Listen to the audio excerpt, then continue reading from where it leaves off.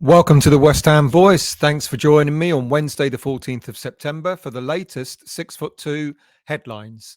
If you've yet to become a member of the website, it's 6'2.co.uk. Do become a member. It's a great website. It brings you all the relevant information about West Ham United, gathered from all various sources, as well as exclusive 6'2.co.uk news stories, as well as all the videos that are brought to you by the West Ham Voice and Claret and Booze, and as well as all the podcasts, more than just the podcast, guys. You can get links to that as well. So well worth the visit and well worth becoming a member.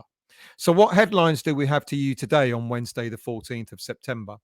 Well, first of all, plans to pay tribute to Queen Elizabeth will go ahead at all Premier League games this weekend. West Ham requested that the national anthem be played before the Europa Conference game against Silkeborg on Thursday, but this was unfortunately denied by UEFA. However, players and fans will get their chance to pay tribute to the Queen at this weekend's Premier League games. There'll be a minute's silence, followed by the singing of the national anthem. And then on the 70th minute, fans are asked to applaud as a reference to the Queen's 70-year reign. Next up, you know who this man is? Yep, he's the new Chelsea owner, Todd Boehly.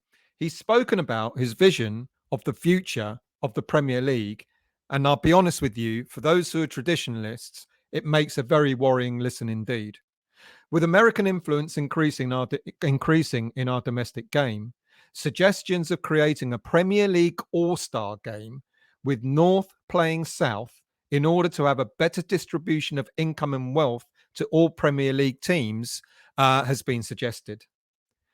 Boehly's vision is akin to what happens in the MLS, where an All-Star game is generated something like $200 million over 2 days. So this is really down to how quickly Boehly can really make his money back on his investment at Chelsea, rather than considering the implications of fitting even more games in to an already packed schedule. It's worrying. The more influence that Americans have over the game, I know they bring a lot of money in, and you'll have your own views and thoughts about what happens.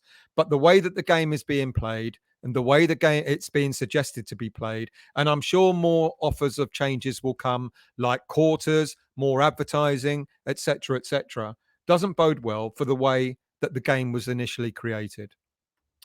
Next up, the under-21s were in action on Tuesday night, and they are involved in a 5-team international tournament, which includes West Ham, Sparta Prague, Feyenoord, PSV Eindhoven, and Monaco. The first of those games was played against Sparta Prague on Tuesday night, where West Ham lost by 1-0. After the game, under-21 coach Mark Robson suggested that the under-21 team found it difficult to deal with the physicality of the Sparta team, where the Sparta squad, are much more involved in senior team football through playing reserve team football. Whereas here in this country, we've got the youth format where we have the under-21 league and the under-18 league. And it does beg the question whether we're preparing our young, talented academy players properly for senior team football. And it's always been suggested by many fans, by playing reserve team football will give them a much better footing for playing senior football in the future. Next up, transfer window. Well, so it seems. Despite the transfer window being firmly shut until January, it's not stopping the various rumours that are milling around. After all, there's not much else to talk about, is there, given that we haven't had football for the past week or so? After the announcements that we're about to offer central defender Dan Axel Zagadou a 4-year deal, which is yet to be substantiated, and now quite many well-known reporters are saying that deal's not going to happen at all, and maybe not till January. Other stories are coming about. First up is Viktor Tsygankov, and also Atalanta's Ruslan Malinovskyi. So let's start with Tsygankov. Apparently, we, along with Newcastle and Wolves, are in for the player's signature. It's suggested that the 24-year-old player, who is in his last year of his contract, could be signing for a new team this coming January. And West Ham United is rumoured to be one of those teams competing for his signature. The player could be seen as a direct replacement to Jarrod Bowen. Now, we're not suggesting that Bowen is going to be sold, but if Bowen's tenure, there's a lot of rumours knocking around that both Bowen and, of course, Declan might be looking to leave West Ham United at the end of this season. So the suggestion that Tsygankov's signing could be a player who would be an ideal replacement for him. The player is known for his dead ball. Free kicks and corners, and could be an ideal supplier of goals for Gianluca Scamacca. Next up is Malinovskyi. West Ham are rumoured to be interested in this player back in the summer transfer window, but apparently Atalanta were asking for £43 million for the signing of this player. At the age of 29, one can understand why West Ham might have deemed that value to be a little bit too high. Look, at his time in Italy, he's been involved in 46 goals in 106 games. That's an average of almost an assist in every 2 games.